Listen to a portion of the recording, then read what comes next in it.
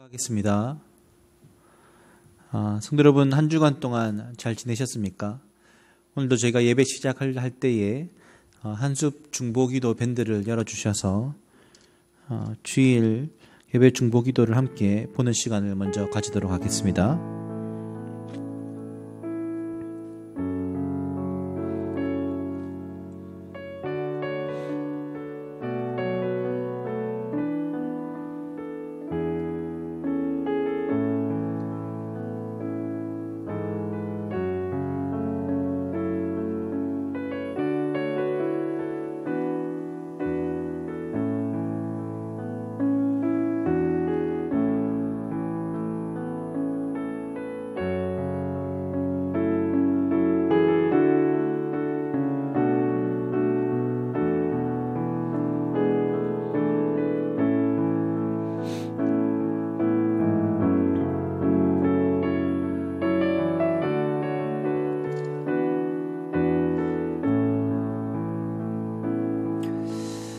네. 성도 여러분, 이제 여러분 나무의 그 꽃들이 참 많이 피기 시작했습니다. 오늘 예배 전에도 우리 승호 형제가 벚꽃에 대한 이미지를 이렇게 넣어 놓은 걸 보셨죠? 예, 벚꽃도 이제 조금씩 피고 있는 것들을 보게 되는데요.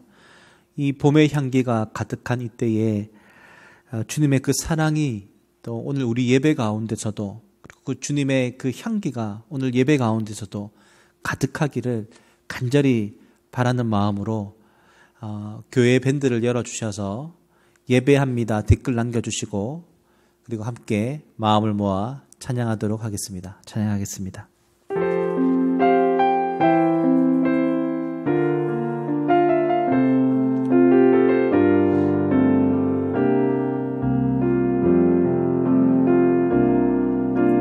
나는 하나님을 예배하는 예배자입니다.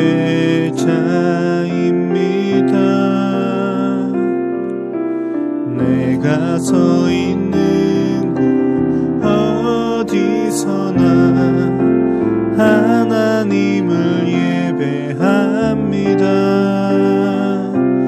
내 영혼 거룩한 은혜를 향하여 내 마음 완전한 하나님 향하여 이곳에서 바로 이 시간 하나님을 예배합니다. 나는 하나님을 예배하는, 나는 하나님을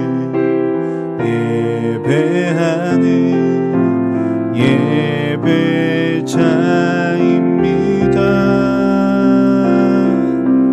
내가 서 있는 곳 어디서나 하나님을 예배합니다. 내 영혼 거룩한 은혜를 향하여 내 마음 완전한 하나님 향하여 이곳에서 바로 이 시간 하나님을 예배합니다. 이곳에서 바로 이 시간 하나님을 예배합니다.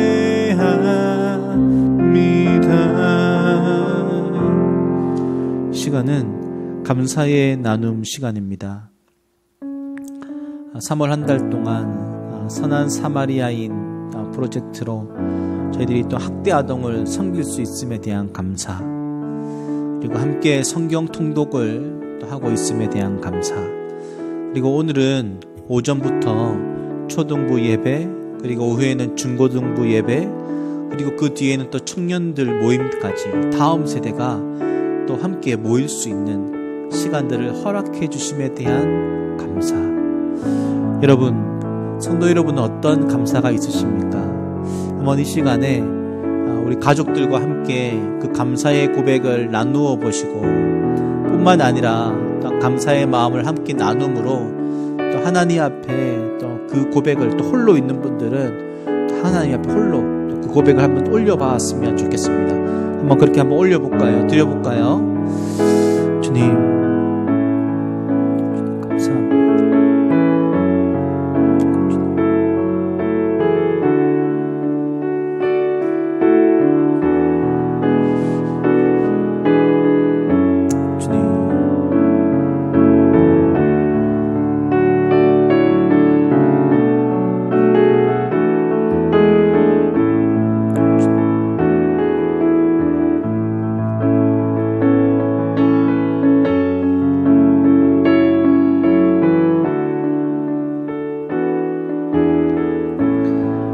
그 감사의 마음을 모아서 함께 사도신경을 고백하시도록 하겠습니다. 나는 전능하신 아버지 하나님, 천지의 창조주를 믿습니다. 나는 그의 유일하신 아들, 우리 주 예수 그리스도를 믿습니다.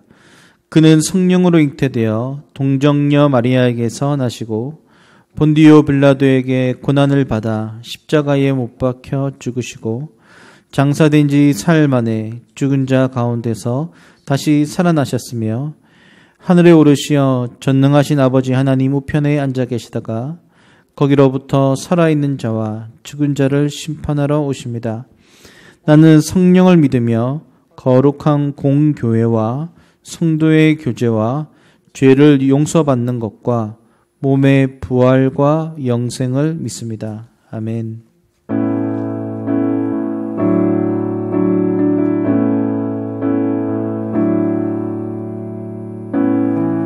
하늘의 문을 여소서, 이곳을 주목하소서. 주를 향한 노래가 꺼지지 않으니 하늘을 열고 보소서. 이곳에 임재하소서. 주님을 기다립니다.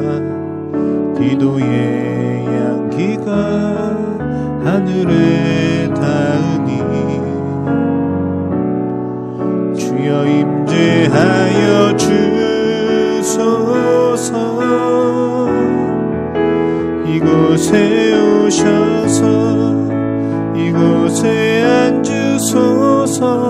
이곳에서 드리는 예배를 받으소서. 주님의 이름이 주님의 이름만이 오직 주의 이름만 이곳에 있습니다. 하늘의 문을 여소서. 하늘의 문을 여소서. 이곳을 주목하소서. 주를 향한 노래가 꺼지지 않으니 하늘을 열고 보소서. 이곳에 임재하소서. 주님을 기다립니다.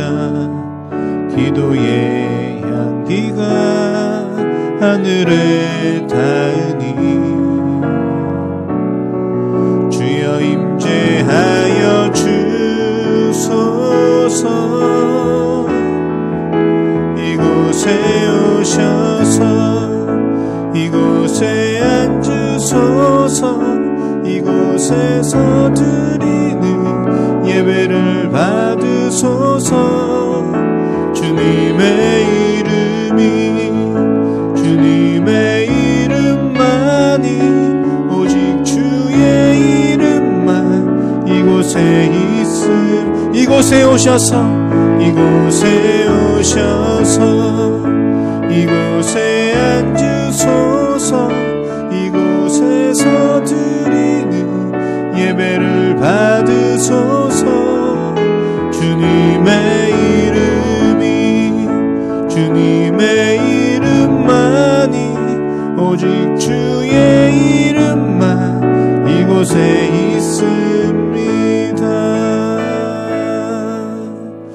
아멘.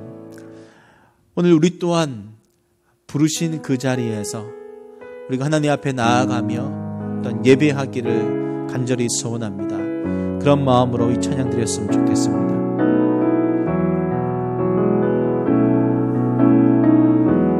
따스한 성령님 마음으로 보내 내 몸을 감싸며 주어지는 평안함 만족감을 느끼네. 사랑과 진리에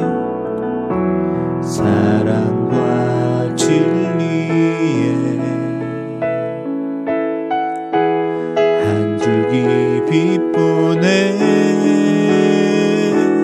내 몸을 감싸며 주어지는 평안함 그 사랑을 느끼네. 부르신 곳에서 나는 예배하네.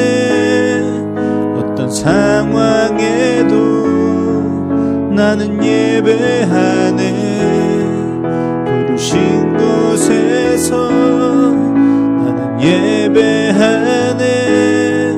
어떤 상황에도 나는 예배. 부르신 곳에서 나는 예배하네. 어떤 상황에도 나는 예배하네.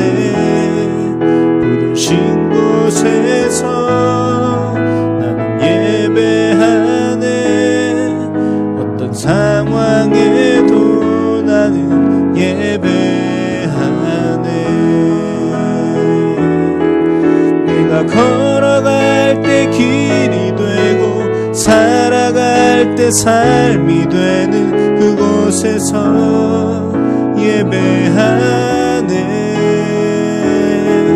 내가 걸어갈 때 길이 되고 살아갈 때 삶이 되는 그곳에서 예배. 우리 한 번 더 고백합시다. 내가 걸어갈 때 길이 되고 살아갈 때 삶이 되는 그곳에서 예배하네. 내가 걸어갈 때 길이 되고 살아갈 때 삶이 되는 그곳에서 예배하네. 부르신 곳에서 나는 예배하네. 어떤 상황에도 나는 예배하네. 부르신 곳에서 나는 예배하네. 어떤 상황에도 나는. 우리 다시 한번 고백합시다. 부르신 곳에서 나는 예배하네. 어떤 상황에도 나는 예배하네. 부르신 곳에서 나는 예배하네. 어떤 상황에도 나는 예배하네. 예배합니다. 예배합니다. 찬양합니다. 주님만 날 다스리소서. 예배합니다. 찬양합니다. 주님 홀로 높임 받. 다시 한번 고백합시다. 예배합니다. 예배합니다. 찬양합니다. 주님만 날 다스리소서. 예배합니다.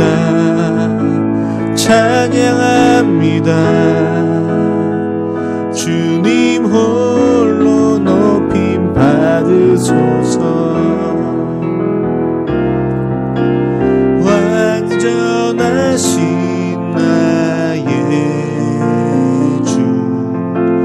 의의 길로 날 인도하소서. 행하신 모든 일 주님의 영광 다 경배합니다. 완전하신 나의 주,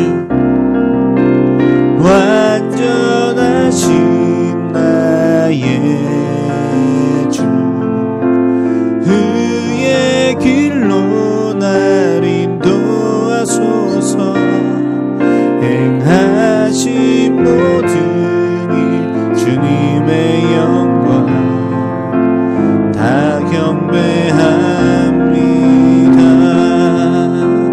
예배합니다. 찬양합니다. 주님만 날 다스리소서. 예배합니다. 찬양합니다. 주님 홀로 높임. 한 번 더 고백합시다. 예배합니다. 예배합니다. 찬양합니다. 주님만 날 다스리소서. 예배합니다. 찬양합니다. 주님 홀로 높이 받으소서. 아멘. 우리 한번 이 시간 함께 마음을 모아서 함께 기도했으면 좋겠습니다. 코로나의 상황들이 여전히 큰 변화가 없이 더 좋아지지도 않고 나빠지지도 않고 이렇게 지금 계속해서 되어진 상황들이 있는데요.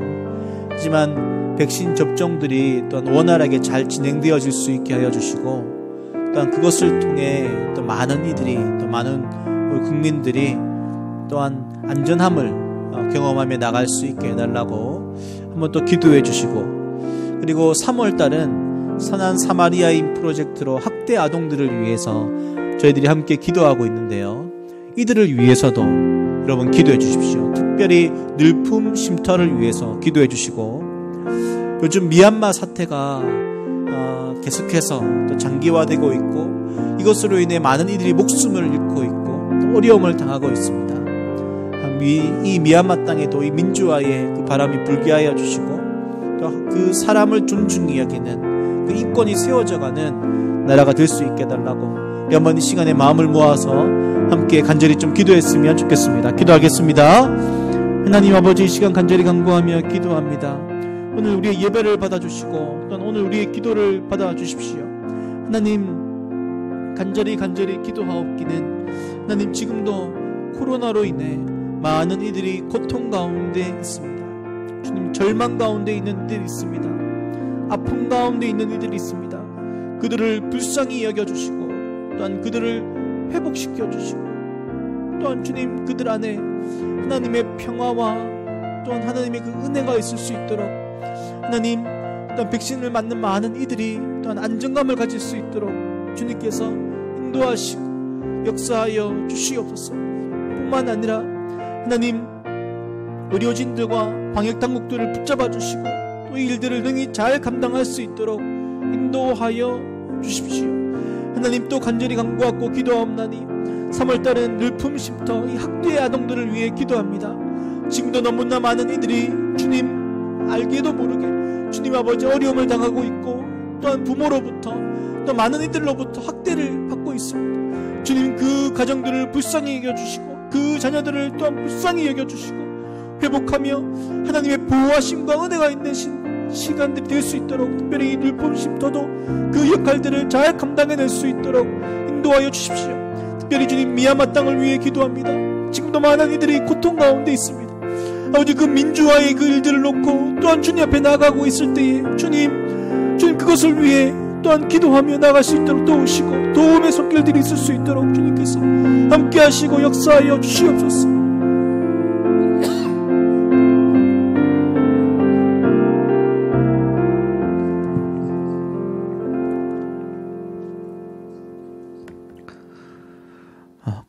코로나를 위한 중보기도 고성춘 집사님의 기도입니다. 한국교회를 위해 기도합니다. 2019년 12월에 코로나 바이러스가 시작되어 현재까지 진행 중에 있습니다. 코로나 바이러스를 겪으면서 이전의 삶이 얼마나 소중했는지, 또한 우리가 무심코 쓰고 버린 쓰레기들 때문에 삶의 위험을 받고 있으며 서로가 처음 겪는 상황에 힘들어하고 있습니다.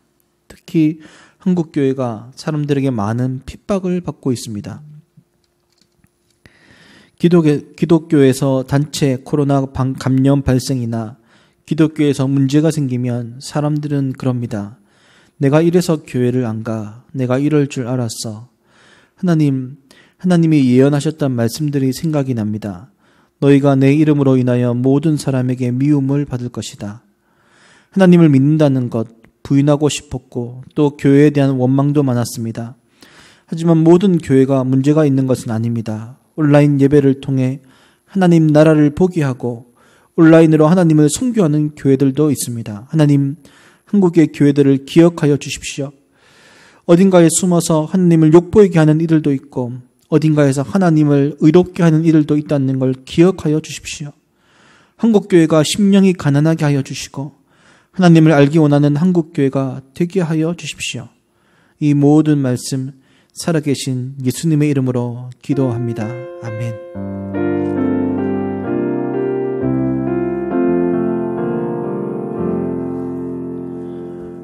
오늘 우리에게 주신 말씀은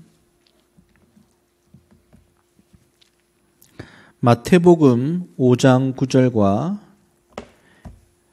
에베소서 2장 14절과 16절 말씀입니다.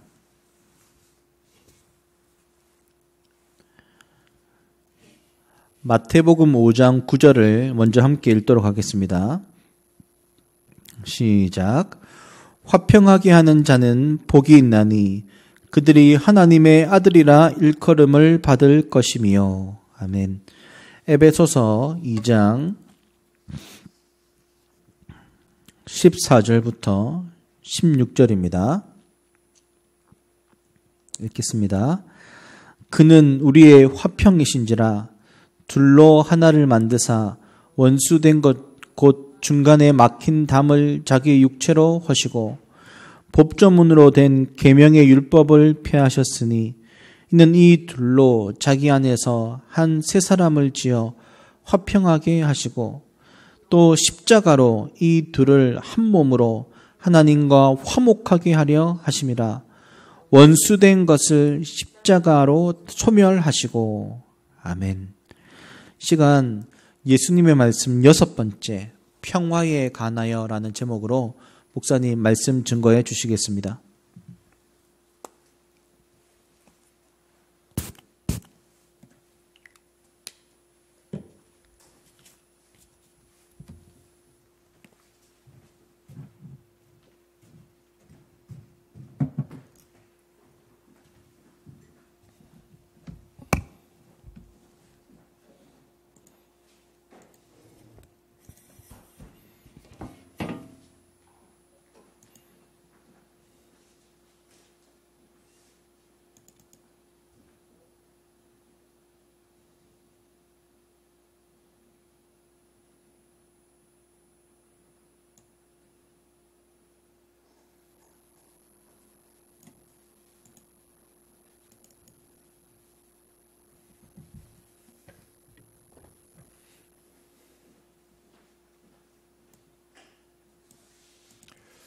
여러분 반갑습니다.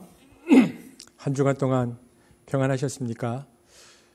오늘도 우리가 하나님 말씀에 대한 기대가 있습니다. 하나님께서 우리 예배 가운데 함께 해주실 것을 우리가 기대하면서 제가 기도하고 말씀 전하겠습니다. 사랑해 주님 감사합니다. 오늘도 사랑하는 지체들이 주의 말씀 앞에 섰습니다. 예수님의 말씀을 우리들이 함께 듣고 묵상하는 가운데 있습니다. 이번 한 주간도 이 말씀을 통하여 우리들이 살아갈 힘을 얻게 하시고 특별히 주께서 우리의 마음밭에 말씀으로 임재하여 주셔서 우리가 반응하며 또 감사하며 감격하며 의지를 가지고 말씀대로 살아가는 한 주가 되도록 축복하여 주옵소서. 감사를 드리며 예수님 이름으로 기도합니다. 아멘. 우리는 지난 3주 동안 원수 사랑에 관해서 살펴보았습니다. 첫 주는 원수 사랑의 역사적 적용은 정의론과 그리고 평화주의라는 것에 있다라는 것을 살펴보았고요. 두 번째 주는 원수 사랑은 의지를 가지고 분노만 억제해도 하나님은 이를 아가페로 보신다는 것을 묵상했습니다. 그리고 지난주는 원수 사랑은 용서로부터 시작하는 것이다. 이렇게 함께 말씀을 보았는데 오늘은 고난주간의 시작점에서 원수 사랑은 평화의 사람이 된다는 것이다 라는 것에 대한 말씀을 함께 나누고자 합니다. 오늘 저와 여러분이 함께 보았던 이 말씀은 주님이 주신 8복 중에 7번째 복에 관한 것입니다. 그런데 여기서 우리가 주목해야 할 부분은 후반절인데요. 하나님의 아들이라 일컬음을 받을 것이라는 후반절입니다. 마태복음 5장 9절 한번 같이 읽을까요? 시작. 화평케 하는 자는 복이 있나니 저희가 하나님의 아들이라 일컬음을 받을 것이며. 그런데 이 구절의 후반절 하나님의 아들이라 일컬음을 받을 것이며라는 것은요. 마태복음 5장 44절과 45절 9절의 후반절과 같습니다.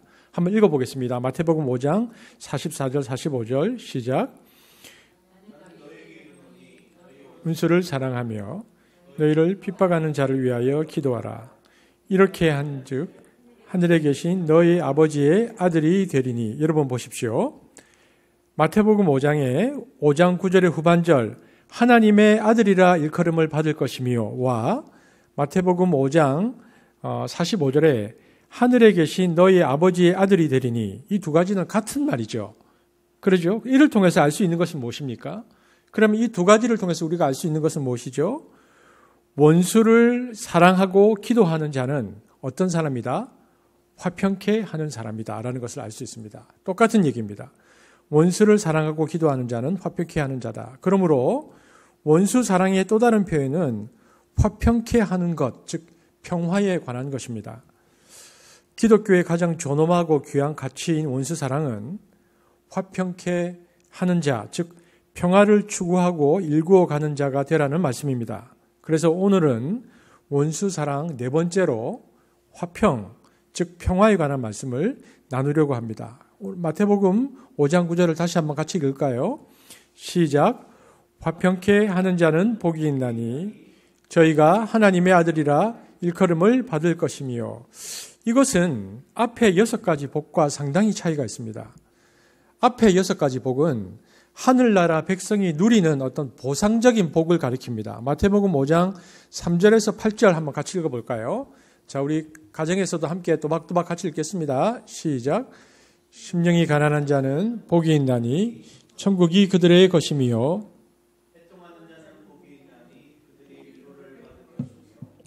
온유한 자는 복이 있나니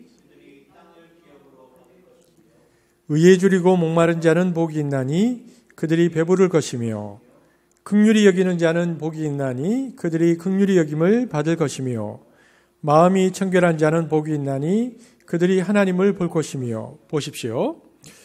지금 화면에 전체가 다 나가지는 않지만 집에서 성경을 보고 계시면요. 그래서 가난한 자는 뭡니까? 하나님의 천국 백성이 되는 복을 누리고, 애통하는 자는 위로를 받고, 온유한 자는 땅을 기업으로 받고, 의에 줄이고 목마른 자는 배부르게 되고, 긍휼히 여긴 자는 긍휼히 여김을 받고, 마음이 청결한 자는 하나님을 본다고 했습니다. 이처럼 차례차례로 하나님의 복을 향해서 나아가다가 마지막 마음이 청결한 자는 뭐를 한다고요? 하나님을 본다라고 말하죠. 그러나 오늘 저와 여러분이 읽었던 이 7번째 복은 단순히 하나님의 백성이 누리는 이 복의 차원을 넘어섭니다. 이제는 단순히 하나님의 백성이 되는 것이 아니라 뭐가 됩니까? 하나님의 가족이 되는 것입니다. 하나님의 아들이 되는 것이죠. 그래서 마태복음 5장 9절 상반절에 보면 하나님의 아들이라 일컬음을 받을 것이며 그렇게 되어 있습니다. 신분이 격상되어서 하나님의 자녀로서 누리는 그런 복입니다. 또한 이 복은 인격에 직접 복을 주시는 복입니다. 주님께서 너희를 사람들이 하나님의 아들이라 칭할 것이다 이렇게 이야기하셨는데 하나님의 아들이라고 불린다는 것은 무슨 말입니까? 누가 누구를 이렇게 평가하는 경우가 있죠. 네가 아무개 선생님 아들이야? 네가 누구 아들이니? 과연 그 선생님 아들답군. 이런 표현은 무슨 얘기입니까? 행동이나 인격이 아버지의 DNA를 잘 받아냈다는 얘기입니다. 그러니까 인격적 DNA가 그 아이에게 있다는 것이죠. 누가 우리를 보고 하나님의 아들이라고 일컬음을 받을 것이다라고 하면 우리의 내면이 하나님의 성품, 하나님의 형상이 되었다라는 칭찬이고 인정입니다. 즉 너의 성격이 하나님을 닮았다는 말이죠. 그것은 인격에 대한 축복인 것입니다. 그러므로 예수 DNA가 우리의 영혼 속에서 있고 그것이 발현된다는 것을 인정받는 길은 어떤 것인가? 평화의 사람이 되는 것입니다. 우리가 평화의 사람이 되기로 결심하고 그것을 조금씩 실천해 나가면 세상 사람들이 우리에게 진짜 예수 DNA가 있다고 인정받게 될 것입니다. 그리고 그런 우리를 통해 예수 믿는다는 것이 과연 저런 것이구나라는 것을 그들은 느끼게 될 것이고 이것이 안 믿는 사람들을 감동시키는 것입니다. 이것이 선교입니다. 그렇기 때문에 오늘의 7번째 복은 신분상 하나님의 자녀로 격상되는 것을 말할 뿐만 아니라 나아가서 인격까지 하나님을 닮아가는 복으로 들어선다는 말입니다. 그래서 이 7번째 복은 아주 특이하고 중요한 복이 되는 것입니다. 그러면 이 7번째 복, 이 화평, 평화라는 단어는 어떤 뜻을 가지고 있는가? 여러분 히브리어로 평화가 뭡니까? 우리가 아는 유일한 히브리어죠. 뭡니까? 샬롬이죠. 이것은 유대인들의 인사말인데요. 하나님의 백성들이 항상 구하는 것이었습니다. 근데 어떤 사람들은 이 샬롬을 이렇게 이야기합니다. 이 샬롬을 단순히 분쟁이 없는 상태, 혹은 갈등이 없는 상태, 혹은 싸움이 없는 상태, 즉 외형이나 환경이 잔잔하고 평안한 것이다. 이렇게 이야기합니다. 그러나 성경은 그것을 샬롬이라고 말하지 않습니다. 성경은 아무리 겉으로 평화스럽고 안정되어 있는 상태라 할지라도 그 내면에 깊은 죄의 문제가 해결되지 않는 상태에서의 평화는 진정한 평화가 아니라고 말합니다. 만일 그것이 평화라고 말한다면 그것은 거짓 평화요, 세상의 평화라고 성경은 이야기합니다. 예수님 당시에 예수님께서 말씀하신 평화와 세상 사람들이 말한 평화가 서로 어떻게 다른가를 살펴보면 성경에서 말하는 참 평화와 거짓 평화가 무엇이 다른지를 잘 알 수 있습니다. 우리가 예수님 당시를 한번 들어가 보면요. 예수님 당시에는 세 가지의 거짓 평화가 있었습니다. 제일 먼저 생각해 볼 것은 로마의 평화입니다. 당시 로마의 평화는 세계를 지배하는 평화입니다. 이것은 힘 있는 사람들의 평화죠. 이 평화는 로마인들에게는 평화였지만 로마의 지배를 받는 식민지 백성에게는 결코 평화가 될 수 없습니다. 거기에는 평화 대신에 고통과 억압과 그리고 고뇌가 있습니다. 그렇기 때문에 세계 평화를 일으킨 로마의 평화가 사실은 인간의 평화고 이것은 제국의 평화라는 것을 우리는 기억해야 합니다. 세계 역사에서 말하는 평화는 사실 모두가 이러했습니다. 그 평화는 항상 힘을 바탕으로 하는 평화였습니다. 강자의 평화고 지배자의 평화고 군사력에 의한 평화였습니다. 힘을 가진 사람이 힘을 가지고 상대방을 완전히 정복했을 때, 그 상대방이 저항할 세력이 없어졌을 때 평화가 온다. 이것을 평화라고 생각했는데 이것은 사람의 평화의 특징입니다. 그래서 그 평화에는 겉으로는 평화처럼 보이지만 항상 그늘이 있습니다. 거기에는 억눌림이 있고 고통받는 사람들이 있고 짓밟힌 사람들의 고뇌가 있습니다. 제국의 영광과 더불어 제국의 변방에서는 그래서 신음과 고통이 끊이지 않았습니다. 그러므로 예수님 당시에 있었던 첫 번째 평화인 로마의 평화는 진정한 평화가 아닌 것입니다. 두 번째 있었던 당시에 또 다른 평화는 유대 사내들인의 평화였는데 이 또한 거짓 평화였습니다. 로마는 팔레스타인 땅을 지배하기 위해서 로마에 순응하고 협조하는 70인으로 구성된 최고회의 사내들인을 만들었습니다. 왜냐하면 로마가 팔레스타인 땅을 지배하려고 하는데 로마는 이방인들이잖아요. 특별히 우상 숭배자들인데 제우스 신을 포함해서 많은 다른 신을 섬겼고 특별히 황제를 가이사를 신으로 숭배했던 이 로마가 하나님을 섬기는 팔레스타인을 지배하려니까 자꾸 문제가 생기는 것입니다. 저항이 일어나고 그래서 로마의 지배를 이 팔레스타인 땅에 연착륙시키기 위한 중간 매개 집단이 필요했는데 이 기능을 사내들인이 했습니다. 사내들인 때문에 로마의 지배가 팔레스타인 지역에 적합한 형태로 변화되는 것이죠.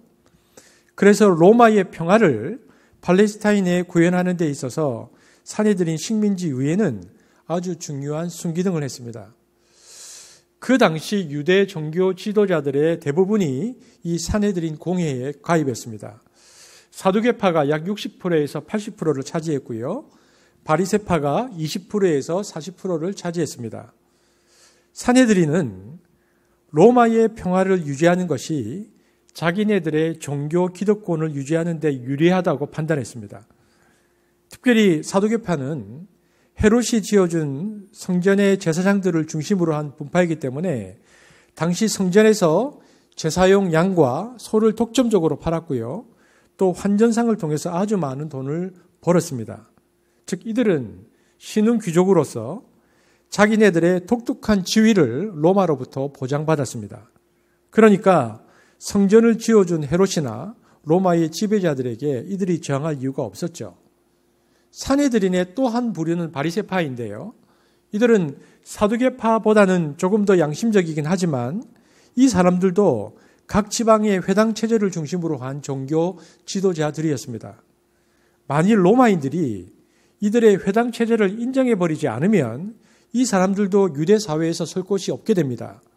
그래서 이 사람들도 로마가 우상 숭배만 강요하지 않는다면 그리고 자기네들의 회당 체제만 보장해 준다면 로마의 지배에 반대하지 않으려는 입장을 가졌습니다. 그래서 이 예루살렘을 중심으로 한 성전 지배 체제인 사두개파와 각 지방의 회당 지배 체제인 바리새파가 연합해서 사내들인 공의회를 구성하고 로마의 통치를 받아들인 것입니다. 따라서 사내들인의 평화는 강자의 지배에 편입된 거짓 평화였습니다. 이처럼 로마의 평화, 이 박스 로마나를 팔레스타인 유대인 공동체에 적용시키는데 사내들이라는 식민지의회를 통해서 로마의 평화가 이스라엘에 맞는 방식으로 들어왔고요. 그것을 잘 배분해서 중앙 성전을 중심으로 한 사두개파의 평화, 그리고 지방의 회당 중심을 중심으로 한 바리새인의 평화가 절묘하게 조화되어서 그 당시의 기득권 세력들을 온전히 유지시키는 것, 이것이 그 당시의 사내들인의 평화였습니다. 그래서 이 사내들인의 평화는 겉으로는 유대인의 평화고요. 더 크게 말하면 로마의 평화고, 작게 말하면 자기들 사두개파의 평화고, 더 작게 말하면 바리새인의 평화였습니다. 이처럼 사내들인의 평화는 철저하게 유대 종교 지도자들의 기득권과 이익을 지키기 위한 평화였기 때문에 이 평화로 말미암아 고통당하는 사람들은 오직 가난한 백성들이었습니다. 유대인 민중들이 고통을 당했습니다. 그들은 목자 없는 양처럼 마음 둘 곳이 없었습니다. 어느 누구도 의지할 곳이 없었죠. 이것이 두 번째 그 당시의 가짜 평화인 사내들인의 평화였습니다. 당시에 세 번째 거짓 평화가 있었는데요. 그것은 열심당원의 평화운동이었습니다. 이들은 로마인의 평화나 사내들인의 평화보다 훨씬 민족적이고 양심적이었습니다. 그들은 가난한 사람들의 편에 서고자 노력했습니다. 그래서 이들은 반로마 투쟁을 일으켰습니다. 지방에서는 반바리새파 투쟁을 했고요. 성전에 가서는 반사두개파 투쟁을 했고, 민족적으로는 반로마 투쟁을 벌였습니다. 이들은 민중지향적이었고 민족지향적이었습니다. 로마로부터 벗어나 자기 나라를 세워보려고 했죠. 그래서 이들의 평화는 로마인들의 평화나 사내들인의 평화보다는 상대적으로 훨씬 더 의로운 평화였습니다. 그런데 이들 가운데서도 한 가지 문제점이 있었습니다. 이들은 외부 세력에 대해서 지나친 증오를 극복하지 못했습니다. 그들은 자기네들의 정치적 신념과 이데올로기를 따르지 않는 자들을 암살하며 칼로 죽이기 시작했습니다. 어느덧 이들은 닫힌 민족주의가 되었고 배타적인 민중주의가 되었습니다. 이들은 그래서 항상 로마를 무너뜨릴 메시아를 원했습니다. 그분이 오시면 로마를 무너뜨리고 유대의 평화가 온다. 이것을 구했는데요. 그래서 그들이 예수님의 공생의 3년 내내 예수님을 주목했던 이유가 바로 거기에 있습니다. 그들은 예수님의 공생의 3년 내내 그 기대를 가지고 있었고요. 마침내 예수님의 공생의 마지막, 우리가 고난주간의 시작점이죠. 예수님이 예루살렘에 입성하시는 날, 그 기대는 최고점에 다다라서 그들이 흥분해서 호산나 다윗의 이름으로 오시는 이여라며 옷을 벗고 펼쳤는데, 그런데 며칠 후에 보니까 그 예수님이 비참하게 로마 군인들에게 체포당해서 무력하게 두들겨 맞고 침을 얼굴에 뱉지만 모욕을 받는 순간에도 꼼짝도 못하고 가시 면류관 쓰고 비틀거리며 있으니까 이 사람들의 기대가 절망으로 바뀌면서 이들이 무엇을 택합니까? 차라리 바라바를 하고 그들이 외칩니다. 이 바라바는 마가복음에 보면 그냥 강도가 아니고 밀란을 일으켰던 자라고 되어 있습니다. 마가복음 15장 7절 함께 읽어보겠습니다. 시작.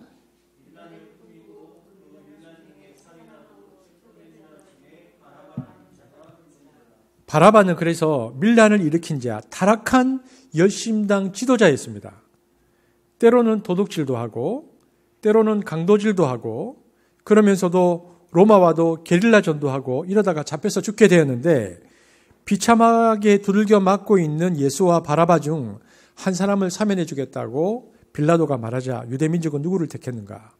차라리 바라바를 하고 외쳤습니다. 왜일까요? 예수는 열심당의 평화에 맞지 않는 인물이라는 결론을 그들이 내렸기 때문입니다. 너무 초라했습니다. 그래서 예수를 버려버립니다. 그리고 자기네들의 혁명 지도자들을 메시아로 받듭니다. 그래서 열심당 지도자들은 자주 자기를 메시아라고 주장하며 거짓 메시아 운동을 일으키곤 했습니다. 그래서 많은 백성들이 이 거짓 메시아 운동에 홀려서 쫓아가다가 수많은 사람들이 희생되곤 하였습니다. 이처럼 로마의 평화, 그리고 사내들인의 평화, 여심당의 평화, 이 세 운동이에요. 다 겉으로는 나름대로의 평화를 주장하지만 하나님의 평화와는 거리가 먼 사람들의 평화였고 자기네들의 평화였습니다. 그러면 이 거짓 평화에 맞선 것이 무엇이냐 하면 예수님의 평화, 곧 하나님의 평화였습니다. 이 세 세력이 자기네들끼리 평소에는 맞물려서 치고받고 하면서 돌아가는 판이었는데 갑자기 예수라는 이가 나타난 것입니다. 이분은 그 전에 거짓 메시아들과는 달리 회당마다 다니면서 친히 메시아의 능력과 권세를 발하셨습니다. 나인성 과부의 아들을 살리시고 야이로의 딸을 살리셨고 그리고 죽은 나사로를 3일 만에 일으키셨습니다. 갈릴리에서 3년간 활동하던 그 예수가 그래서 정말 메시아라는 소문이 6월절을 맞이해서 예루살렘으로 모여들었던 몇십만의 유대인 순례자들에게 들리기 시작했습니다. 이 소문 앞에 유대인들이 흥분하기 시작했죠. 우리가 기다리던 그 메시아, 그 다윗의 자손이 드디어 일어났구나. 세례 요한이 증거했던 그분이라며 온 백성이 흥분하고 있었습니다. 그러나 예수님의 이 메시아 운동이 정점에 도달할수록 거짓 평화를 유지하던 기존의 이 세 세력은 초조해지고 불안해졌습니다. 그것은 자기네들 세력의 약화를 의미하는 것이었기 때문입니다. 그래서 이 거짓 평화의 세 세력이 합하여 드디어 예수를 죽이는 과정에 들어가는 겁니다. 거짓 평화는 항상 예수의 참 평화를 싫어합니다.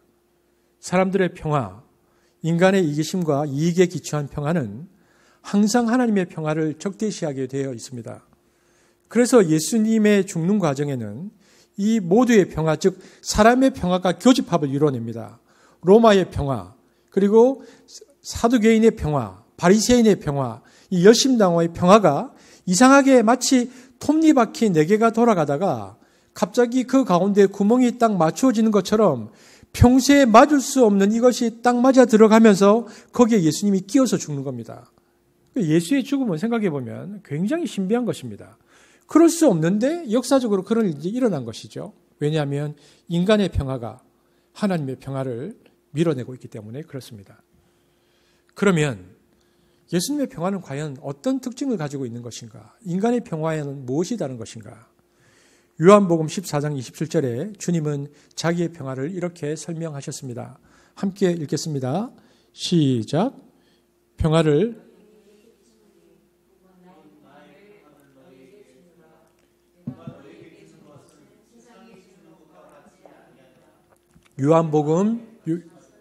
요한복음 16장 33절 읽겠습니다. 시작.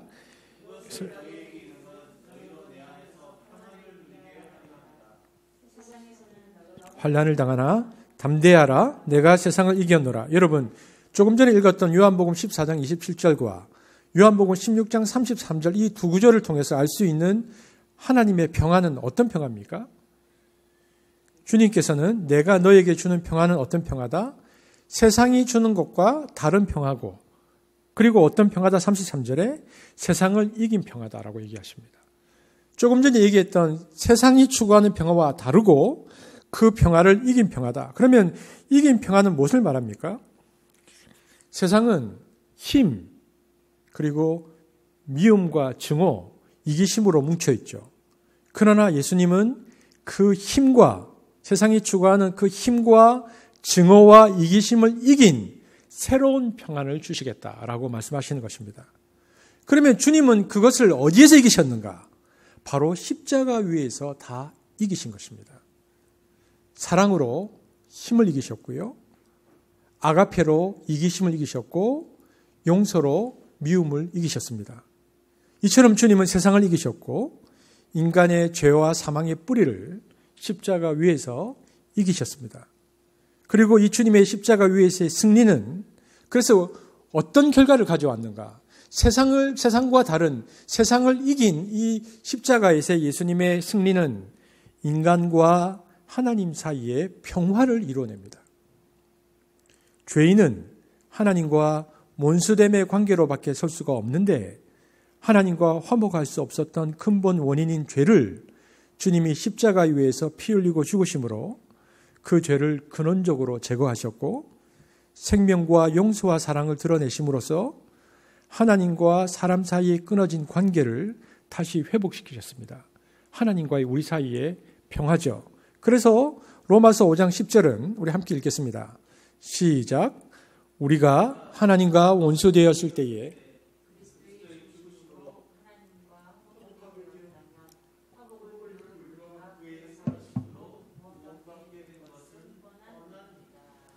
주님은 십자가에 못 박히셔서 우리를 화목케 하셨고요. 다시 살아나심으로써 우리를 구원하셨습니다. 주님이 십자가 위에 죽으셨다가 부활하셔서 그래서 제자들에게 가장 먼저 하신 말씀이 뭡니까? 요한복음 20장 19절에 보면 너희에게 평안이 있을지어다. 여기에 샬롬이 나옵니다. 이 평안은 세상이 주는 평화가 아니고 하나님이 주는 평안입니다. 위로부터 내려오는 평안이죠. 예수님께서 죄로 인해서 하나님과 끊어진 하나님과 인간 사이의 그 평화, 수직적인 평화를 주신다고 말씀하십니다. 나와 하나님 사이에서 먼저 평화를 누리게 된다는 것을 말씀하시는 것이죠. 그러므로 이 평화는 세상이 줄 수 없습니다. 이 평화는 오직 예수님만이 줄 수 있는 평안이었습니다. 예수님이 우리의 죄를 대신 지고 십자가 위에서 죽으시며 구원과 대속의 사역을 다 완성시켜야만이 우리가 얻을 수 있는 평화입니다. 그래서 그리스도인은 예수 그리스도의 십자가에서 하나님과의 평화를 먼저 누려야 하는 것입니다. 그래서 예수를 믿는 것, 복음을 받아들이는 것, 십자가의 의미를 아는 것은 그만큼 중요합니다. 왜냐하면 그때부터 세상의 평안이 아니고 참된 평안이 시작되는 것이기 때문에 그러합니다. 하늘의 평안이 시작되기 때문에 그러합니다. 이처럼 예수님으로 인해서 수직적인 하나님과 우리 사이에 수직적인 평화가 있다면 그 이후에는 어떤 일이 있는가? 수평적인 평화 또한 우리 가운데 실현됩니다. 하나님의 평화는 더 나아가서 그래서 이웃과의 평화를 누려야 한다고 우리에게 말합니다. 에베소서 2장 14절입니다. 함께 읽겠습니다. 시작. 그는 우리의 화평이신지라 둘로 하나를 만드사. 보십시오. 예수님은 뭐다? 하나님의 평화다. 뿐만 아니라 뭐라고 되어 있습니까? 우리의 평화다. 그죠? 나만의 평화가 아니고 너와 나의 평화다. 그리고 사도 바울은 말하기를 고린도후서 5장 18절에 더 나아가서 시작. 그는 우리에게 화목하게 하는 직책을 주셨으니라고 말합니다. 그러므로 그리스도인은 죄사함의 은총으로 하나님과의 화목을 누릴 뿐만 아니라 예수를 통해서 우리에게 주어진 이 평화로 온 세상의 분열과 고통을 극복해야 하고 자기 부정을 통해서 이웃과 화목해야 하는 존재다라는 것을 성경이 우리에게 말해주고 있습니다. 그리스도인은 자기 이익을 내려놓음으로써 계층 간의 갈등을 해결해야 할 것이고 사상과 이데올로기의 담을 넘어 서로 간의 반목과 증오를 해결하는 삶을 이루어 가야 하는 존재다라는 것이 성경이 우리에게 주는 메시지입니다. 자, 그렇다면은 이것이 세상의 평화와 하나님께서 우리에게 주는 근본적인 평화의 다름이죠. 그렇다면 이제 우리에게 주어진 과제는 내가 그러면 화평케 하는 자가 되려면 어떻게 해야 하는가의 문제입니다. 어떻게 해야 내가 화평케 하는 자가 될 수 있는가? 어떻게 하면 하나님의 평화를 내가 내 삶 속에 구현할 수 있는가? 첫 번째 그것은 십자가 앞에서 자기를 부인하는 연습을 많이 해야 하는 것입니다. 갈라디아서 2장 20절 함께 읽겠습니다. 시작. 내가 그리스도와 함께 십자가에 못 박혔다니 그런즉 내가 사는 것이 아니라 오직 내 안에 그리스도께서 사는 것이니라. 그리스도 안에서 자기를 부인하고 자기 십자가를 지는 일을 잘 감당해야 한다라고 말하고 있는데요. 여러분 보십시오. 자기 욕심이 강한 사람, 자기 성격이 강한 사람, 자기 감정이 강한 사람, 자기 사상이 강한 사람은 항상 싸움거리만 될 뿐입니다. 그러니 우리들에게 정말 필요한 것은 자기 부인입니다. 그런데 여러분, 이 자기 부인이라는 말이 어려울 수 있잖아요. 그래서 자기 부인의 다른 말은 자기 상대화입니다. 자기를 상대화할 줄 알아야 합니다. 양보하는 정신, 자기 주장을 상대화하는 정신. 그래서 어려서부터 이것을 가정에서, 교회에서 가르쳐야 합니다. 하지만 자기를 객관화하고 자기를 상대화하지 못하면 어떻게 됩니까? 평화가 아니고 폭력이 시작됩니다. 왜냐하면 내가 옳고 상대방이 틀렸다는 확신의 사람이 되기 때문에 그렇습니다. 여러분은 폭력이라는 것은 주목 행사만을 이야기하는 것이 아닙니다. 폭력은 너와 나의 경계를 허물어뜨리려고 하는 시도입니다. 너와 나의 경계를 없애려는 이 행위에는 폭력이 동반될 수밖에 없습니다. 폭력은 내 방식으로 너와 나 사이에 있는 경계를 없애려고 하는 겁니다. 너를 너에게 하고 나를 나에게 하는 이 존경과 사랑의 거리를 일방적으로 파기하고 없애는 힘입니다. 왜냐하면 내가 옳다고 생각하기 때문이죠. 그런데 그것은 상대의 존재 자체를 부정하는 폭력입니다. 이것은 자기를 부인하는, 즉 자기 객관화 상대화가 이루어지지 않으면 항상 우리 가운데 언제나 발생할 수 있는 일들입니다. 그런데 우리가 여기에서 생각해 볼 단어는 폭력입니다. 여러분, 폭력은 우리 생각에는 남에게 상처를 입히는 것이다 이렇게 생각하는데요. 폭력은 남에게 상처를 입히는 행위지만 그러나 상처는 몸에만 입는 것이 아닙니다. 마음에 가해지는 상처는 몸의 상처보다 더 심각하게 인간을 파괴합니다. 인간은 골리앗처럼 무시무시한 힘과 칼과 창을 내세우지 않고서도 교묘히 폭력을 행사하는 법을 잘 알고 있습니다. 언어만이 아니라 침묵도 폭력일 수 있고요. 시기와 질투도 폭력일 수 있습니다. 웃으면서 좋은 말로 폭력을 가할 수도 있고요. 사랑한다고 말하면서 폭력을 가할 수 있습니다. 거룩함의 이름으로 폭력의 집단이 될 수도 있습니다. 그러므로 자기를 죽이는 연습, 즉 자기 상대화를 할 수 있는 신앙이 정말 좋은 신앙입니다. 그런데 예수를 믿어도 자기 상대화가 이루어지지 않고 자기 욕심만 주장하는 사람은 신앙적 열정이 강해질수록 더욱 종교적인 이기주의자가 됩니다. 반대로 주님 앞에 자기 욕망을 항상 상대화하고 자기를 부인하는 연습이 어렸을 적부터 되어야 자기 이기심과 분열을 극복해내어서 화평을 이루는 자가 될 수 있습니다. 그러므로 우리가 평화의 사람이 되기 위한 첫 번째는 자기를 부인하는 것, 자기를 객관화하는 훈련들이 우리 가운데 일어나야 하는 것입니다. 화평케 하는 자가 되려면 둘째 우리에게 중요한 것은 성령 충만입니다. 성경에 보면 평화, 화평은 성령의 열매 중 하나라고 말합니다. 이 말은 성령이 충만해야 화평의 사람이 된다는 말입니다. 왜냐하면 그 화평은 하나님이 주시는 것이기 때문에 그렇습니다. 로마서 8장 5절에서 7절 함께 읽어보겠습니다. 로마서 8장 5절에서 7절입니다. 시작. 육신을 쫓는 자는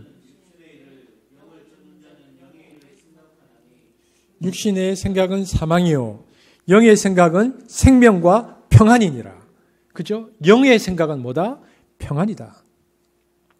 성령을 따라갈 때에 생명과 평안이 풍성해진다는 뜻입니다. 안에는 예수님의 영원한 생명이 풍성하고 밖으로는 성령의 은총이 흘러나와 사람들을 만날 때마다 하나님의 평화를 일궈낼 수 있는 사람, 그런 사람이 참된 평화의 사람이죠. 그러므로 평화의 사람이 되기 위해 우리가 구해야 하는 것은 두 번째로 무엇이다? 성령 충만이라는 것입니다. 화평케 하는 자가 되기 위해서 필요한 세 번째는 기도입니다. 화평케 하는 자는 사랑으로 미움을 이겨나가서 원수를 사랑하는 자인데 우리가 원수 사랑의 말씀에서 살펴보았지만 그 길은 기도밖에 없습니다. 마태복음 5장 44절 45절 함께 읽겠습니다.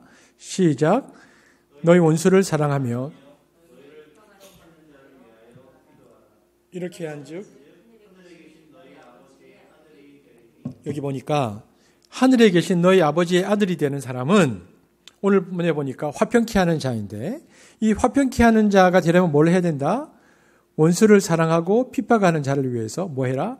기도해야 한다. 그러니까 평화를 만들려면 자기 안에 있는 미움을 먼저 이겨내야 하거든요. 그러기 위해서는 기도에 힘써야 한다는 것입니다. 자기에게 고통을 주는 사람, 아픔을 주는 사람을 뜨거운 사랑으로 용서하면서 그 모든 미움을 떠나보낼 수 있는 기도의 사람이 되는 것은 중요합니다.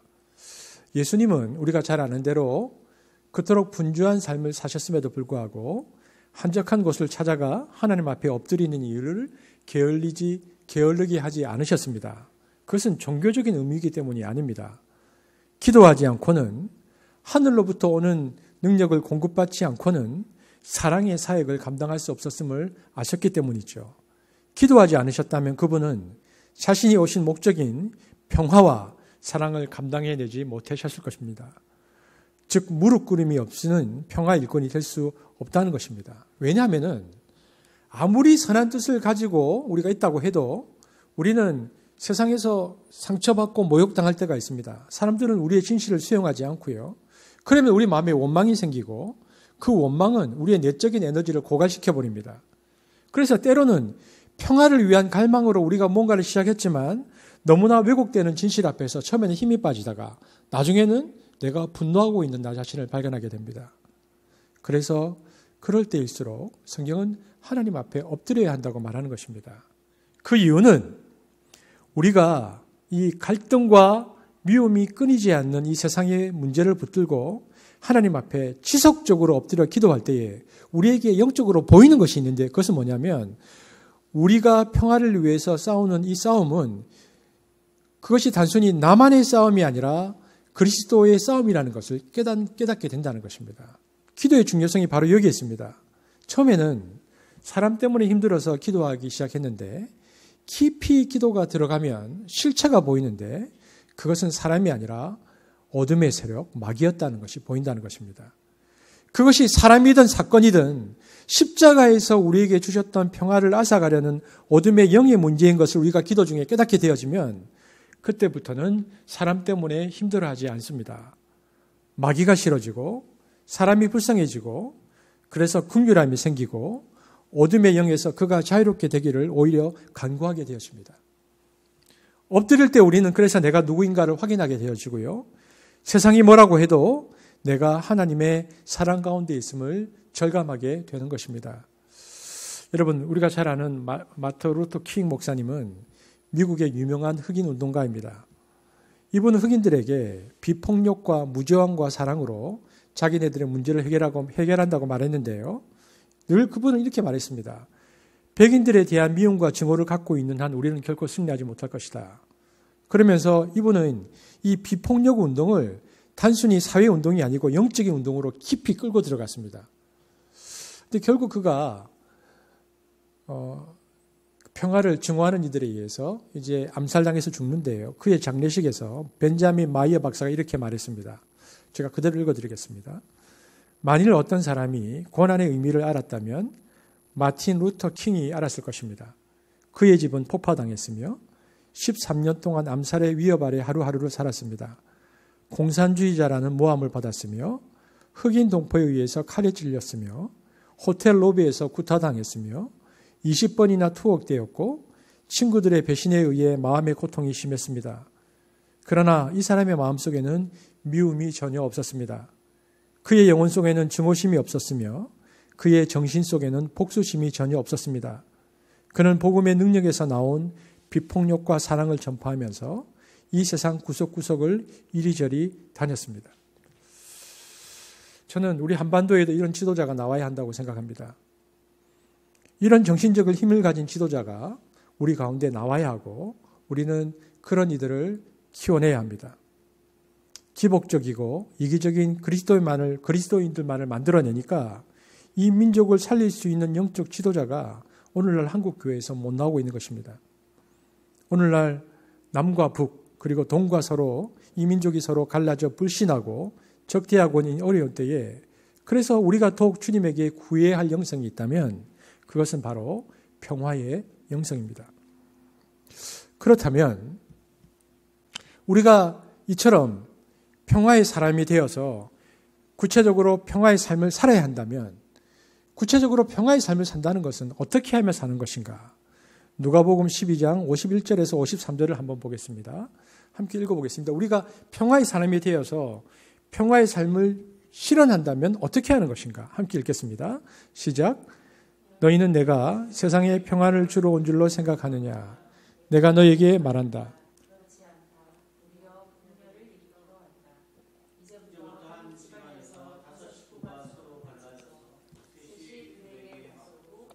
둘이 셋에게 맞설 것이다.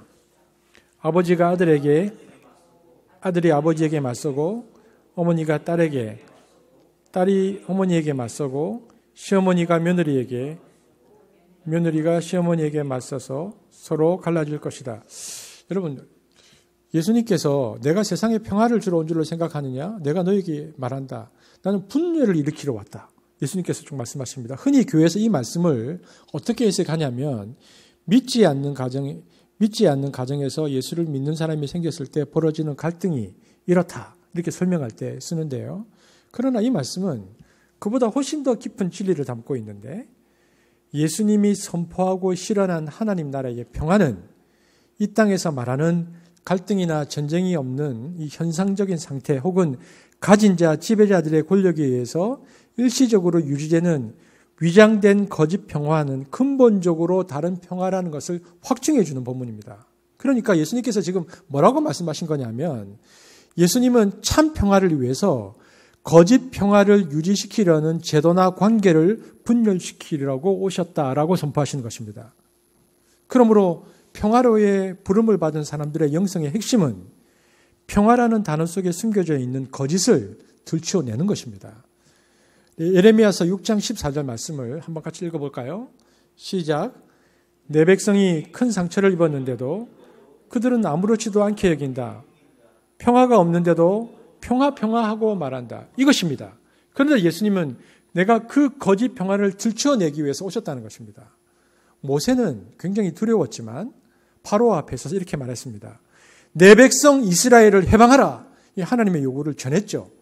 그래서 그들 나름대로 누리고 있었던 그 평화를 깨뜨립니다.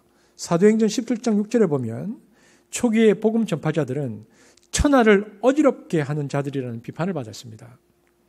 그러므로 평화의 일꾼이 된다는 말은 그저 수동적인 자세로 산다는 뜻이 아닙니다. 우리는 기존 질서에 대해서 침묵의 동조자로 부름받은 것이 아니고 하나님의 뜻을 따라 거짓 평화에 맞서 세상을 변혁하는 변혁의 누룩으로 하나님 앞에 부름받았다라는 것을 기억해야 합니다. 그러므로 전쟁과 공포를 가지고 세계를 지배하려는 이들의 음모에 대해서 아니요라고 말할 수 있어야 합니다. 생명의 존엄성을 인정하지 않는 발전 이데올로기에 대해서 아니요라고 말해야 합니다. 마치 핵무기의 보유가 국가나 국가 간의 안정을 보장해 줄 것 같이 이야기하는 사람들을 향해서 인류를 멸절시킬 수 있는 핵무기의 확산에 대해 아니요라고 말할 수 있어야 한다는 것입니다. 그런데 무엇보다 이 평화라는 단어에서 우리가 이 거짓 평화를 들춰내는 방법에 있어서 꼭 기억해야 할 한 가지 원칙이 있습니다. 예수님의 평화의 실천으로서의 예수님은 평화를 실천할 때에 예수님의 그 평화의 실천의 저항의 방법을 보면요. 그것은 항상 비폭력이었다라는 것을 알 수 있습니다. 마태복음 5장 38절 39절입니다. 함께 읽겠습니다. 시작. 눈은 눈으로 이는 이로 갚아라 하고 말한 것을 너희는 들었다. 그러나 나는 너희에게 말한다. 악한 사람에게 맞서지 말아라. 누가 내 오른쪽 뺨을 치거든 왼쪽 뺨마저 돌려대어라.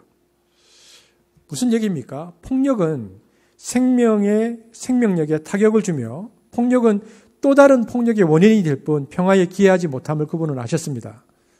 평화를 추구하면서도 철저히 비폭력을 실천하는 노력, 악을 악으로 갚지 않고 무례함을 무례함으로 갚지 않고 철저히 예수님의 방식으로 인내하며 참으며 품어내는 것, 이것이 우리 신앙생활의 자리이고 우리가 영적으로 치열하게 추구해야 할 노력이라는 것입니다. 그런데 예수님의 이 말씀과 행위는 우리를 굉장히 불만스럽게 불편하게 할 수 있습니다. 너무 억울합니다. 그렇게 산다는 것이. 우리를 괴롭히는 사람들에게 그렇게 비폭력으로 맞선다는 것이. 하지만 우리가 기억해야 하는 것은 우리는 예수님의 그 말씀과 그 삶이 제자들의 마음을 돌려놓았고 예수의 그 말씀과 그 삶 위에 마침내 교회가 세워졌다는 사실을 기억해야 합니다. 따라서 평화를 위해 일하는 사람들은 노우라고 말할 수 있으나 부드러운 사람이어야 합니다. 여러분, 평화롭지 않은 사람은 평화를 위해 일할 수 없습니다. 그러므로 우리는 스스로가 사나워지지 않기 위해서 노력해야 합니다. 평화를 추구하는 사람의 마음이 굳어 있고 말이 거칠고 표정이 험악할 수는 없는 노릇입니다.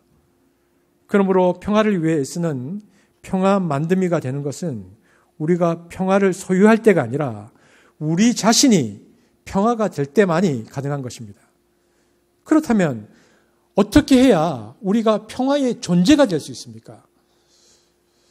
여러분, 평화는 죄가 있는 이상은 절대로 평화가 이루어지지 않습니다. 왜냐하면 이기심, 탐욕, 거짓이 죄의 열매로 지속적으로 나오기 때문에 평화는 이루어질 수가 없습니다. 죄가 소멸되고 죄가 용서받고 죄가 사라져야지만 평화를 이룰 수 있습니다. 우리가 이제 내일부터 고난주간에 들어가는데요. 이것이 예수님께서 나귀를 타고 예루살렘으로 입성하신 이유입니다.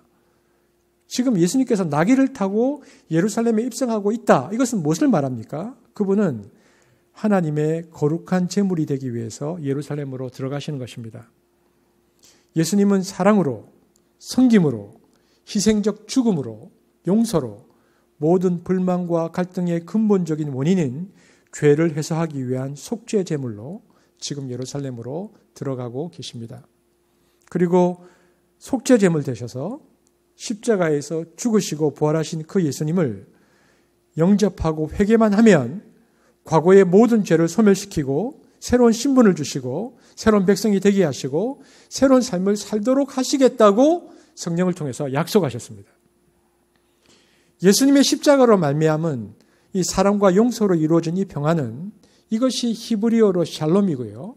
헬라어로는 에이레네인데 이 에이레네의 뜻은요. 완전함, 하나됨, 조화, 그리고 번영, 건강함, 충만함이라는 뜻입니다. 신학적으로는 이것을 뭐라고 말하냐면 예수님의 십자가로 인해서 하나님과의 관계에서 형성된 내적인 완전한 조화의 상태라고 말하고요. 이 샬롬을 교의학적으로는 이것을 칭의라고 말합니다. 우리를 의롭게 여기셨다. 이것이 우리가 쉽게 얘기하는 복음입니다. 이것이 좋은 소식입니다. 그러므로 그 이름을 믿는 자, 영접하는 자들에게는 하나님의 자녀가 되는 특권을 주시고 이 특권은 평화의 존재가 되는 유일한 길입니다. 그러므로 우리가 십자가를 알고 십자가를 받아들이면 우리가 평화의 존재가 된다라고 성경이 우리에게 말해주고 있습니다. 그러므로 평화의 영성은 존재의 평화로움에서부터 출발해야 한다는 것을 알 수 있습니다. 이런 존재적 평안을 가진 이들은 이 반평화적 문화, 거짓 평화적 문화에서도 평화를 잃지 않습니다. 이것이 교회가 존재하는 이유입니다. 교회의 존재의 이유는 교회만이 존재의 평안을 소유하고 있기 때문에 그렇습니다. 그래서 교회로부터만이 참된 평화가 출발할 수 있습니다. 그러므로 이제 우리에게 평화는 선택이 아니라 소명입니다. 테러와 전쟁의 소문이 들려오고 가난과 굶주림이라는 이 느린 폭력이 평화를 위협하는 이 시대에 우리가 먼저 평화의 사람이 되어야 하는 것입니다. 우리가 이런 말씀을 듣고 내가 과연 할 수 있을까? 지레 낙심하거나 포기하지 말아야 합니다. 왜냐하면 우리가 걷는 평화의 길은 우리 주님께서 앞서가시며 닦아놓은 길이기 때문에 그렇습니다. 우리가 읽었던 에베소서 오늘 본문 2장 14절 16절을 다른 번역으로 다시 한번 읽어볼까요? 우리가 평화의 사람이 될 수 있는 용기는 이 말씀에서 얻습니다. 읽겠습니다. 시작. 그리스도야말로 우리의 평화이십니다. 그분은 자신의 몸을 바쳐서 갈리게 했던 담을 헐어버리시고 그들을 화해시켜 하나로 만드시고 율법 조문과 규정을 모두 폐지하셨습니다. 그리스도께서는 자신을 희생하여 유다인과 이방인을 하나의 새 민족으로 만들어 평화를 이룩하시고 둘을 한 몸으로 만드셔서 하나님과 화해시키시고 원수되었던 모든 요소를 없이 하셨습니다. 더 많이 이해하고 용납하고 사랑으로 보듬어가고 나누어 보살피고 살다 보면 우리는 새벽처럼 찾아오는 평화의 세상을 볼 수 있을 것입니다. 왜냐하면 조금 전에 읽었던 본문처럼 그 길은 우리 주님께서 우리보다 먼저 앞서 가셨던 길이기 때문에 그렇습니다. 우리가 처한 삶의 여건이 어떠하든 미움을 거절하고 하나님의 평화를 선언하는 이들을 통해서 새로운 세상은 올 것입니다. 이 시간 용서와 화해의 영이 우리 가운데 오게 되어지기를 바랍니다. 역사와 개인의 삶을 돌아보며 내게 크건 작건 상처를 주었던 사람들을 용서할 힘을 달라고 주님께 기도하면 좋겠습니다. 혹 부지불식간에 내가 폭력성의 사람이 되지 않기 위하여 기도하십시다. 그리고 용서하고 용서받음으로 말끔히 비워진 우리 영혼에 하늘의 빛을 채워달라고 기도해야 합니다. 그리고 하나님의 성품을 닮은 사람들이 하나님의 교회에서 일어나서 끊임없이 이 사회에 하나님의 평안을 확장시키는 사람들이 되게 해달라고 기도해야 합니다. 저는 마지막으로 이 적용을 하고 용서와 화해에 대한 메시지를 마치려고 합니다. 문화인류학자들은 이런 얘기를 하는데요. 민족마다 죄의 뿌리는 같지만 민족의 기질과 토양과 습관에 따라서 죄의 열매는 다르다. 자, 그러면 여러분, 우리 민족의 죄의 기질과 특징은 무엇일까요? 우리 한국 민족의 죄의 특징은 한마디로 분열과 시기입니다. 가인이 아벨을 시기해서 죽인 그 피가 우리 안에 특히 강하게 흐르고 있습니다. 그러므로 우리는 이 7번째 복에서 특히 이 8복에서 어떤 복이 우리 민족을 가장 깊게 치유할 수 있을까를 생각하면 바로 저와 여러분이 읽었던 이 평화의 복입니다. 예수 믿고 성령 받아서 병 고치고 돈 버는 게 중요한 게 아니고 시기와 분열을 치유하는 그 복, 즉 화평케 하는 복이 중요합니다. 그래서 우리가 추구해야 할 영성도 바로 평화의 영성입니다. 한민족을 살리는 복음은 그래서 평화의 복음이 되어야 합니다. 교회 안에도 분파를 넘어서는 평화가 있어야 합니다. 사회 속에서도 계층을 넘어서는 평화가 있어야 합니다. 남과 북 사이에서도 이데올로기를 넘어서는 평화가 있어야 하고 또 다른 민족들과 함께 공영할 수 있는 평화의 영성이 있어야 합니다. 중국인들과 일본인들과 동북아 또는 세계 모든 사람들과 함께 평화를 꾸려나갈 수 있는 영성, 즉 평화의 씨앗을 뿌리면서 평화를 일궈내는 능력이 임해야 할 것입니다. 분열과 시기, 배신과 증오, 미움과 고통, 다툼과 전쟁으로 서로의 피를 흘리는 이 참혹한 땅 한반도에 예수 그리스도의 피로 세워진 교회에서 하나님의 사람, 평화의 사람이 수없이 일어나서 이 땅에 평화의 씨를 뿌리며 갖고 가는 일이 우리 세대에 흥행해야 할 것입니다. 특별히 그러한 사람들이 한숲교회에서 나올 수 있게 되어지기를, 또 한숲교회가 그 평화의 일에 쓰임받게 되어지기를 주님의 이름으로 축복합니다. 기도하시겠습니다. 사랑의 주님, 감사합니다. 오늘은 원수사랑 4번째 평화에 관해서 말씀을 보았습니다. 예수님께서 이 땅 가운데 세상의 거짓 평화를 들추어내시며 마침내 세상이 줄 수 없는 세상과 차별된 평화를 가져오셨는데, 우리는 그 십자가를 믿고 십자가를 통해서 온 그 평화를 믿고 받아들임으로 평화의 존재가 될 수 있다고 말씀하십니다. 주님, 우리가 화평과 평화의 존재가 되어서 분절과 시기와 다툼과 그리고 아픔으로 가득한 이 세상 가운데 하나님의 나라를 확장시키는 한숲이 될 수 있도록 우리를 그렇게 사용하여 주옵소서. 감사를 드리며 우리 주 예수 그리스도의 이름으로 기도하였습니다. 아멘.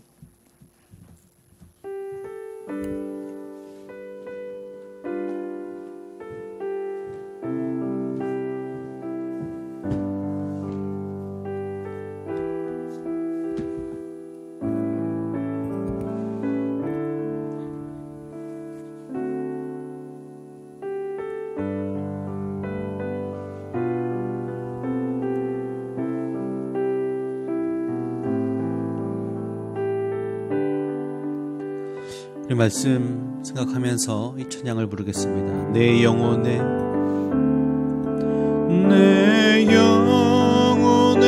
그 깊은 데서 맑은 가락이 울려나네. 하늘 곡조가 언제나 흘러나와 내 영혼에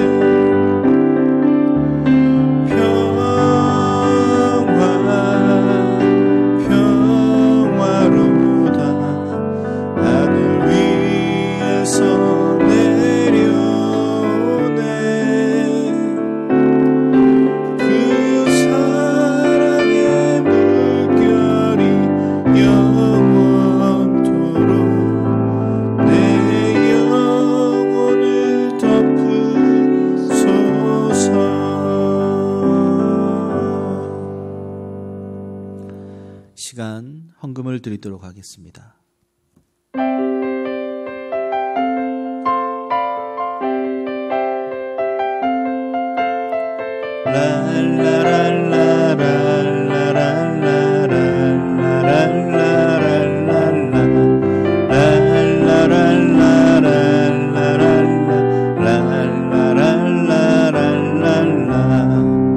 내게 있는 모든 것을 아낌없이 드리네.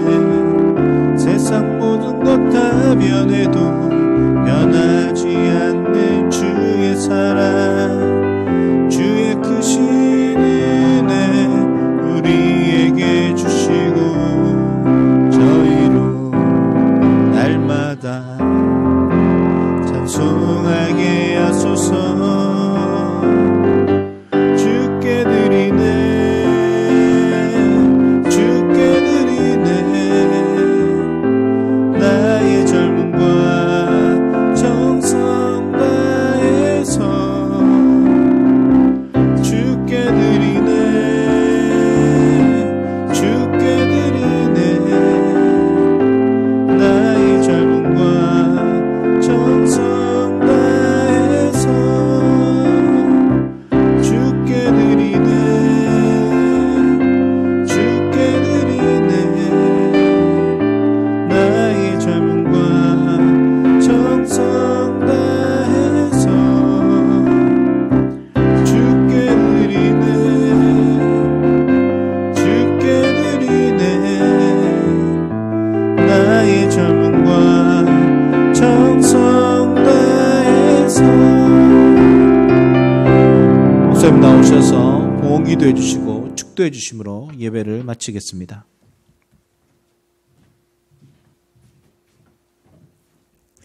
하나님 감사합니다. 오늘도 하나님께 예배하며 또한 하나님께 물질로 봉헌합니다.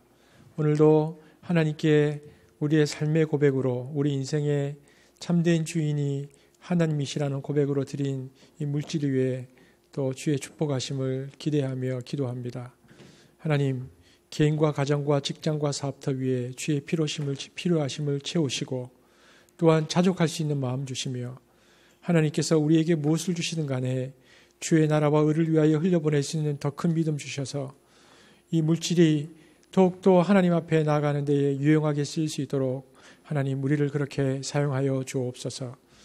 이 시간 우리 가족들과 자녀들과 또 우리 교우들을 함께 축복하겠습니다. 지금은 우리 주 예수 그리스도의 은혜와 하나님의 사랑과 성령의 교통하심이 평화의 공동체가 되기를 원하는 우리 모두에게 지금부터 영원토록 함께 계실지어다. 아멘.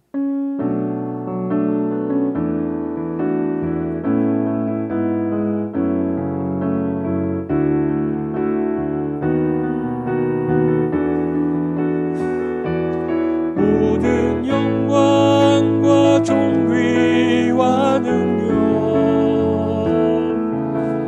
받으소서.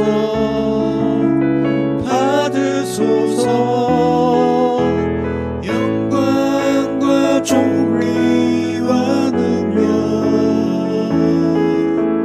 받으소서.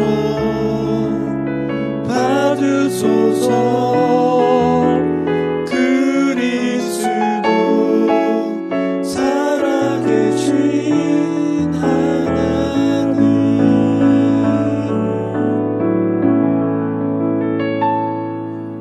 예배를 마쳤습니다. 자, 퀴즈 내겠습니다. 우리 중고등부 퀴즈는요, 오늘 설교 중에 자기를 부인하는 것이라고 나왔는데 자기를 부인하는 것에 다른 표현이 있습니다. 제가 다른 표현이 있다고 했죠. 자, 우리 어른들은 화평케 하는 자가 되려면 어떻게 해야 하는가? 제가 3가지 말씀을 드렸습니다. 무엇과 무엇을 해야 한다. 우리 김태형 목사님에게 보내주시면 또 선물 보내드리도록 하겠습니다. 김태형 목사님 나오시겠습니다.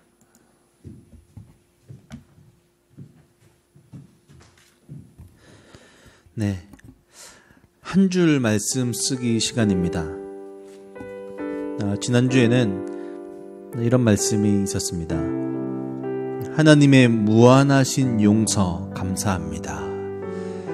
정현숙 집사님께서 또 교회로 나오셔서 예배 드릴 때에 예배 드리고 댓글을 이렇게 남겨주셨습니다. 여러분, 한 줄 말씀, 오늘도 화평, 이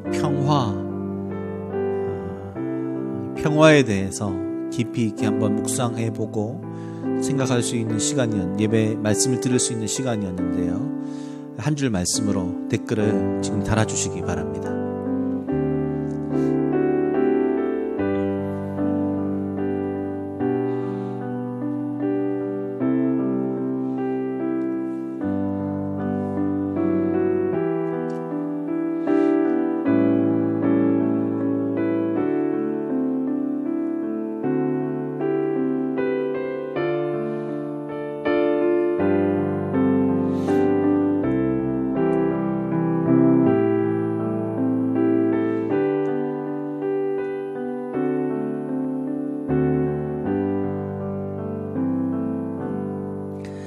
네, 이제 광고 드리도록 하겠습니다.